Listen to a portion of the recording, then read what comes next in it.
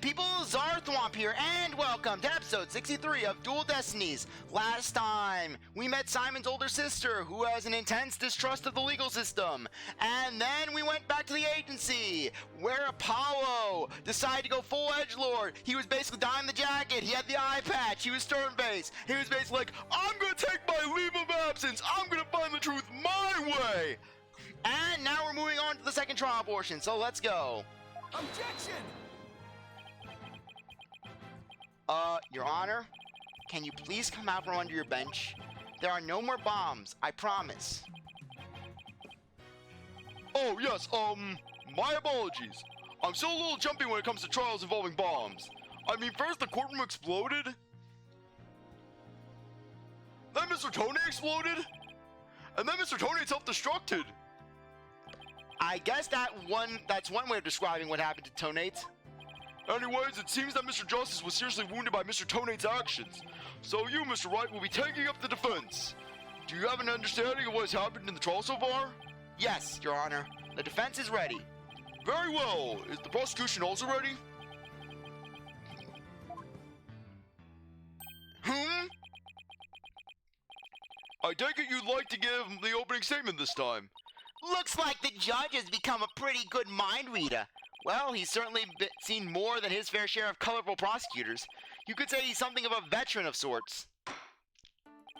Let's see. In the previous part of this trial, we learned that the victim, Clay Turan, escaped from Launchpad 1 carrying the defendant, Solomon Starbuck. There were explosions on the second floor of the Space Center and on the rocket itself. The two astronauts used the Launchpad 1 corridor to reach the boarding lounge. And how could the victim climb down the ladder if he was carrying the defendant? That was the mystery that needed to be solved. But Mr. Justice proved that the victim was killed in the boarding lounge. Prosecutor Blackwell, were you able to discover any new facts related to this point? Upon further investigation, we discovered an oxygen tank fragment in the lounge. Surprisingly, it would appear that Justice Dono's argument was correct. So that means the testimonies of the first two people of the scene are suspect. There were two people who claimed to be the first on the scene, but can we truly trust their statements? Let's see. The two people were Detective Candace Arm and Yuri Cosmos, right? You think that one of them might have given a false statement to the police? Yes, it's certainly possible. We might have to do a little more digging.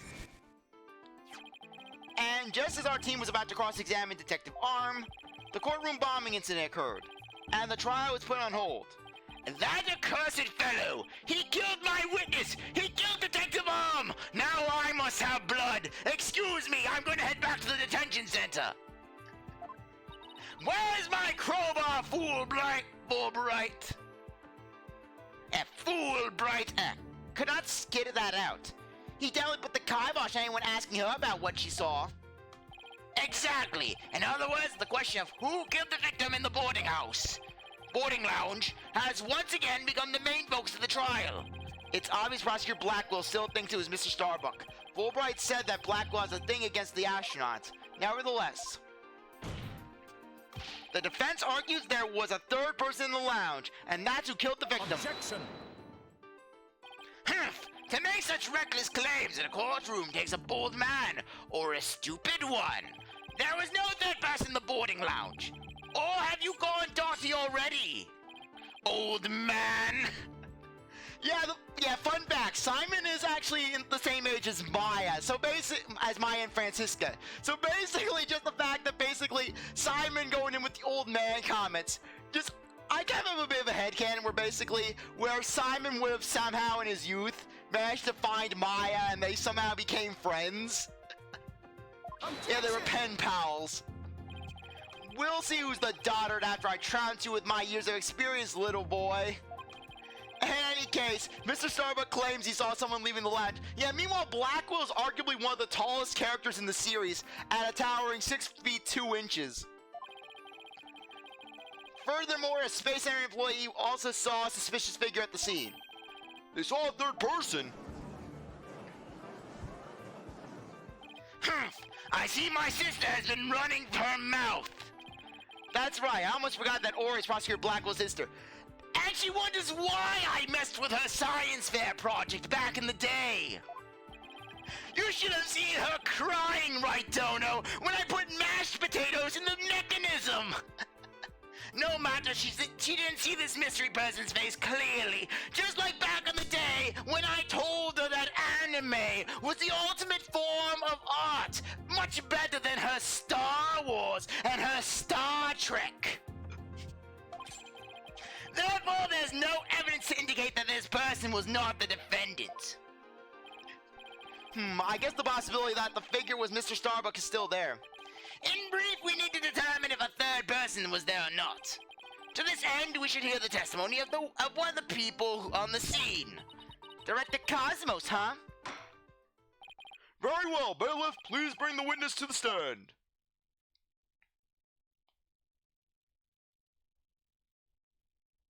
Why, I believe I've seen you before in the newspapers. Crazy man runs rampant down streets on Segway, yelling, the day is mine, the day is mine. Of course you have! Of course you have! For I am Yuri Cosmos, director of the Cosmos Space Center, which was of course named after me, Yuri Cosmos! Don't you have anything you wish to ask me? Looks like he's all geared up to do some bragging. 7 years ago, I successfully launched that one, and...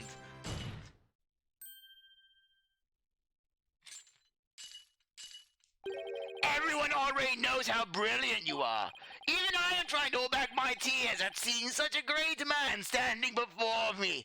Thank God, Metis. Thank God you gave me the gift of being able to speak with this man. So, could you please proceed directly to your important testimony? Ha ha ha! I see this fine young lad has a proper appreciation of greatness. Then allow me to begin my epochal testimony that will be recorded in the annals of history. That speech of Prosecutor Black was just now. It sounded more to me like he was poking fun at Director Cosmos. It's probably for the best that it sailed right over the director's head. Now then, Director Cosmos, the condensed version of your illustrious testimony, please.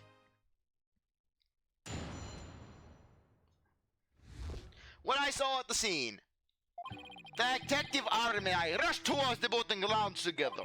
We went via the control room and peeked in from there to see what was going on inside. We saw a figure standing in the middle of the lounge and Taran lying on the floor. I hate to say it, but I can only imagine the standing figure must have been Starbuck.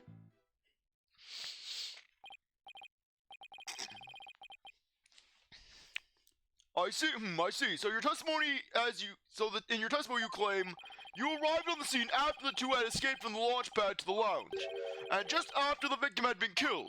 Oh, the horror, the humanity! But what I said is what I saw, and what I saw is what I said. Courageous action to take in the face of such terrifying explosions, wouldn't you say?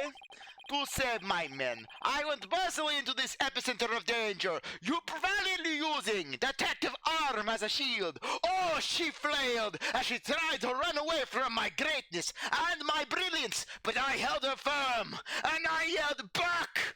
Back! I am a detective! Risking my own life for theirs! Well, you know, it sounds like the director really cares about his men. Yeah, although it sounds more like he was scared and just had a peek from far away. Is the defense ready to cross-examine the witness? Yes, Your Honor. Director Cosmos' testimony is pretty vague. I'm gonna have to press him and draw more information before I do anything else.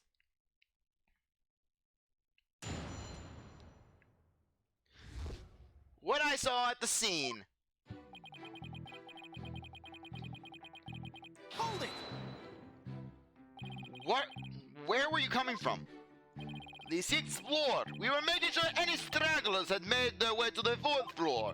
It was then we heard about Starbuck and Tehran and hurried to the 3rd floor lounge. On my galactic scooter here, of course! Why do you keep calling it galactic? Does it have something to do with space? Everything I do has something to do with space. Of course, it's specifically designed to be used on galactic battleships. I see. Then I take it works in 0G2? Sadly, no. With the current state of technology as it is, I'm afraid it would just float about and be galactically useless. Well, that's a galactic bummer. I see. So you rushed to the boarding lounge on your galactic age pogo stick. And when you got to the scene, what did you see?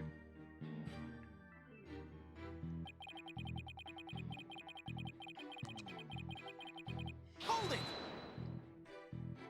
Let's see. According to this diagram, you didn't have to go through the control room to get to the boarding lounge 1. It looks like you could have gone there from the southern corridor as well. Yes, but in the rest, Detective Arm rushed ahead of me towards the control room. All I could do was merely follow behind her. I see. So we picked him to the boating lounge from the control room door and... we saw... Okay, let's go. Hold it!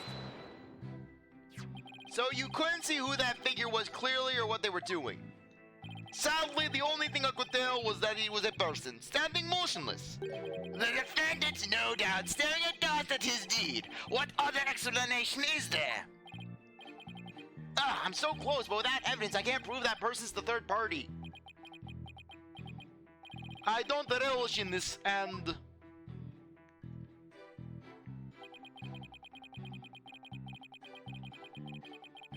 hold it! Aura Blackwell also saw a suspicious figure in the lounge. But she gave the statement that it was too dark to see the person's face clearly. Did you see this figure's face clearly? No, not clearly. The lighter they were holding illuminated the area around their feet at the time. But other than that, I could see little else. That's why I could see Tehran, but I couldn't see who the other person was. So for all you know, it might have not been Mr. Starbuck, is that correct? I would like to believe that. Starbuck isn't the type of man who's capable of murder. Objection. When the witness entered the boarding lounge, there was no third person there. Isn't that correct, Great Space Center Director? Yes, that's right. Only Starbuck and Tehran were there by that time. After we peeked in, the lounge suddenly went dark and the figure vanished. You mean they disappeared? That's odd. Objection. The reason the figure appeared to vanish is because it was the defendant. When the witnesses weren't looking, he fell to the floor and feigned unconsciousness. Hold on, Director Cosmos, did you ever take your eyes off of the scene? Just for a brief instant, about as long as it takes for a shooting star to go by. If you took your eyes off the scene, then this third person could have escaped during that time. But what escape route could this person have used? The direction opposite to the control room, the southern door to the elevator. There was no security lock on that door, so it could have been possible to escape that way. Objection. All things are possible, right, Dono? The real question is, do you have any proof? Well... If we're just talking possibilities, we could each profess whatever we like. An inmate who used to be a university professor and lunar researcher used to say that there is a kingdom of little green men who live under the surface of the moon. As long as they don't punish us in the same name of said moon for which we've done to it. But I say, where's your proof that this quaint kingdom exists? He's calling your theory a work of fiction, boss. And he's right. I don't have any proof yet. Still. The southern door was a possible escape route. I'd better make a mental note of that. Director Cosmos, may I ask you a question? Yes? Why did you look away from the boarding lounge? Ha ha ha! There's actually another tale of bravery behind the answer to that. It was when Detective Arm saw the figure and raised her gun. Being a great humanitarian and protector of mankind, I tried to stop her. I said, no! Let me fire the gun instead. I will take credit for this great deed. What, you're saying Detective Arm raised her gun as soon as she saw the figure? I imagine her instincts as a detective told her they were the killer. I don't know about that. And were you able to prevent Detective Arm from firing her gun? I am afraid I was too late. I was unable to stop her. She identified herself clearly and then... she fired 2 warning shots at this shadowy figure. This information about Detective Arm's action sounds critically important. Please add to your testimony.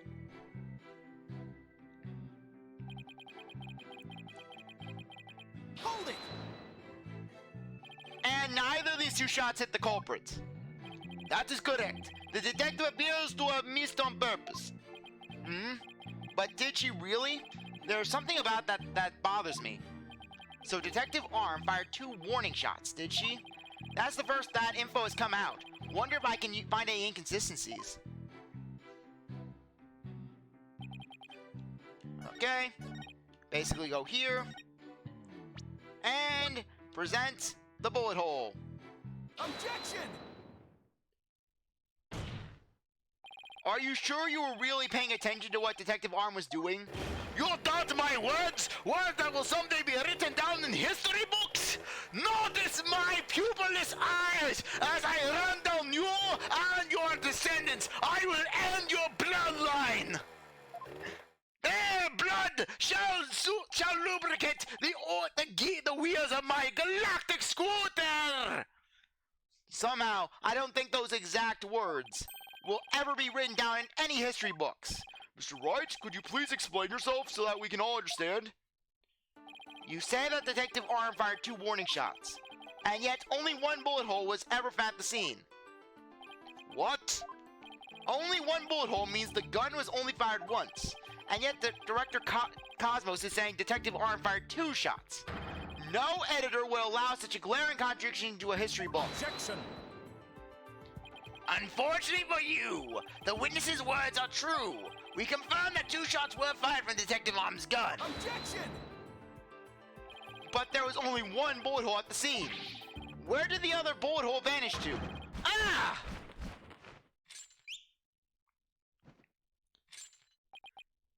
You should know the answer to that already. I should? During the previous trial, a certain oxygen tank was presented as evidence.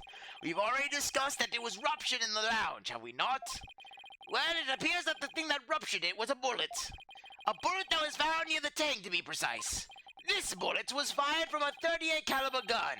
The same caliber as the detective's gun. What?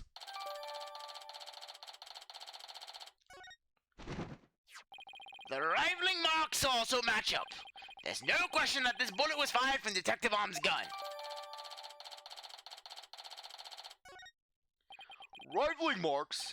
They're like a gun's fingerprints on a bullet, correct? It's not an Ace Attorney game until you hear what ballistic markings are. And examining the rivaling marks on a bullet can tell us the gun it was fired from. One of those bullets the detective fired found its way into the holographic image display. The other bullet came to a stop near the victim's oxygen tank. The evidence confirms the director's statement that the detective fired 2 shots. My beautiful contradiction, gone. All gone. So that bullet hole was from a .38 caliber, huh? I'd better update the record.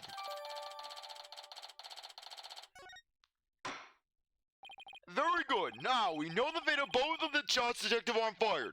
Mr. Wright, does that clear up all your questions?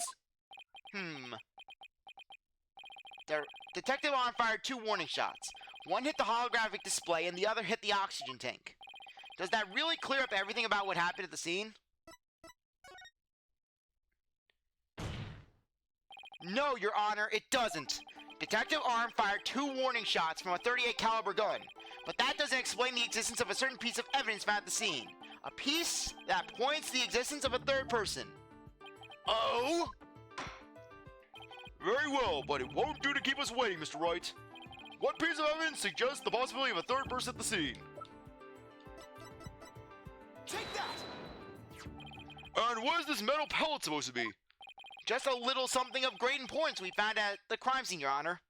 You found it where? In a floor gutter at the crime scene. It looks like the police and prosecution both missed it. Furthermore, this is a .10 caliber bullet, making it much smaller than the one of Detective Arm's .38 calibers. That means... Exactly. One more person must have been there in the lounge. A third person who had a gun that could fire a .10 caliber bullet.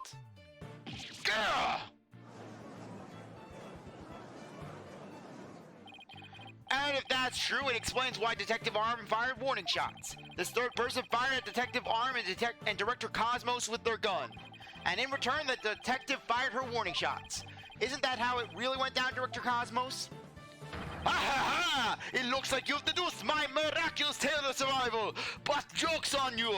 It was much more glorious than that! The bullets bounced off my chest! My iron-hot pecs just deflected that bullet! It just bounced off like boom! And then it just crumbled up into a mess!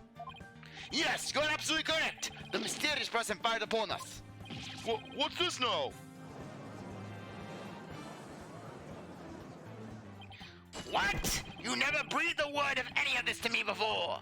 Ha ha ha! Well, all great men have a secret or two, don't you know? Tisk! Foolish old geezer! So Director Cosmos really has been hiding the presence of a third person all along. Director Cosmos, I want you to testify to the court about what you really saw. You may be a very great man, but in my courtroom, you are just another witness. You won't receive any special treatment here. Now please, give accurate testimony.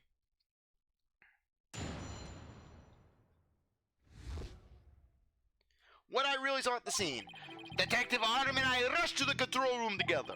In the lounge, we saw a figure standing in the middle of the room, a Taran on the floor. We were still in the control room to the east when the figure fired at us. Given that there was no third party in the lounge when the witness injured it, does this mean the person who fired the gun had to have been the defendant? Not necessarily. It's still possible that it was someone else. Most likely, as soon as Detective Arm and Director Cosmos discovered this person, they escaped through the southern door, the one that didn't have a security lock. Objection! Double-edged swords are a tricky lot. Mishandle one and it is you who is cut down. Huh? Your reasoning could apply if Spaceboy were the killer as well. Think about it. After being discovered, he could have fired the 10 caliber gun. Detective Arm would have responded by firing 2 warning shots. All he had to do was feign unconscious to invent the possibility of a third person. Objection! But Mr. Starbrook didn't have a gun in his possession when he was found by police. Nor has a gun been found at the crime scene. Its absence can only be explained if there was a third party who took it with them. Objection! Recall the existence of a trash chute in the boarding lounge. The defendant could have simply thrown the gun down the chute. Objection! But you can't deny the possibility of a third person leaving with the weapon. Objection! It's upon you to prove that possibility, and I trust you haven't forgotten my little piece of decisive evidence. What evidence? Why, the detonate switch that was found in Mr. Starbuck's pocket, naturally. The most compelling evidence of all tells us that he's the culprit. I did forget all about that. Look, your boldness, how deliciously oblivious it is that they lack the evidence to rival mine. Wow, he sliced our third person theory to ribbons and served it to us just like that. Well, yes, I have a question of my own, actually. That bullet that the mysterious figure shot, what did it hit exactly? It hit me. So does that mean you're a ghost? I was wondering when you would realize it, your boldness. Director Cosmos is an authentic, bona fide ghost. He can even pass through walls. Eek! Objection! Prosecutor Blackwell, shame on you for teasing the nice old gentleman. Humph! Your boldness, it is all in jest. Please show yourself again. I'm sorry. Are you sure? In that case, how did you manage to survive being shot, Director Cosmos? With my galactic bursts of steel! I'm glad you asked. It was a miracle besetting a great history-making figure such as myself. The bullet hit my glorious medal of honor, thereby ricocheted, thus saving my life. What?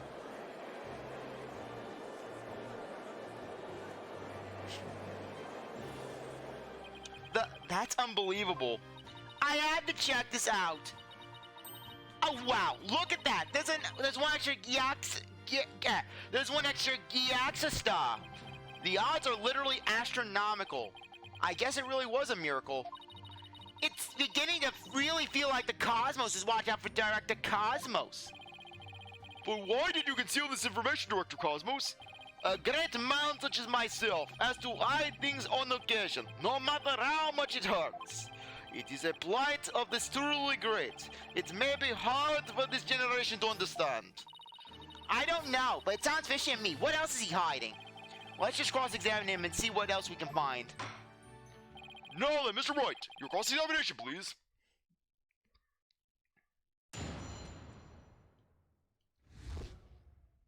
When I really saw at the scene. Hold it! We've already heard all about that part. Don't you have any new information? Well, let me see. If you have an hour or two, I could tell you all about the Hat One Miracle! We already know all about that too. Tell us all about something related to this incident. Well, do you know about the Hat Two incident? I see. You want to know about the incidents? Well then, let me tell you about the many incidents that made me the man I am today. When I came out of my mother's womb, I already had my bold and magnificent beard, and the doctor wept as I spanked his hiney. I said, "Doctor, you are a man of history, for you have helped bring Yuri Cosmos into this world." Of course, the doctor, he was but an observer as I gave birth to myself. Hold it! You've told us all about that already as well. What we need now is your testimony. Did I really already tell you about my upbringing? I don't recall doing so. Director Cosmos, perhaps you could save your boastful tales for later. If I must. Well, we peeked into the control room door and...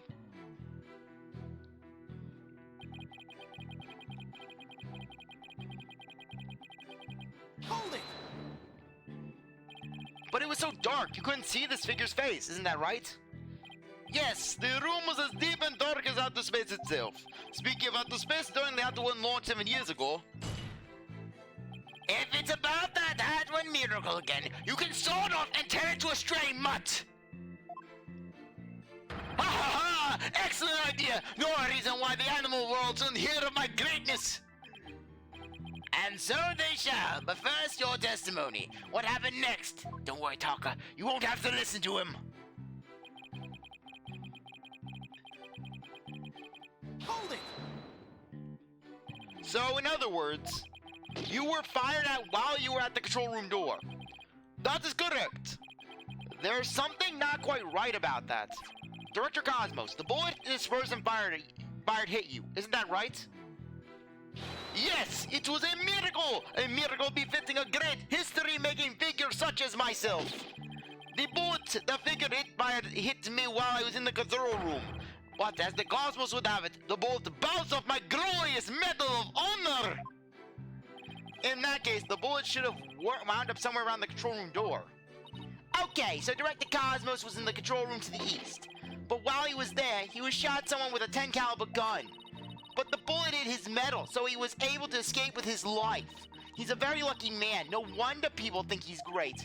Hey, I'm pretty lucky myself. So if he's a great man, then I'm the king of all Cosmos. Now I'm imagining Phoenix as the king of Cosmos from Katamari Damacy.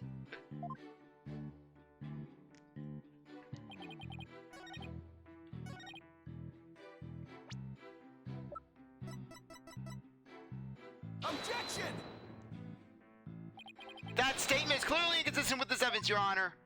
I hope you don't think waving your finger around aimlessly is going to help you win this trial. I agree. I see nothing inconsistent with this evidence. Ugh, I must have used the wrong evidence.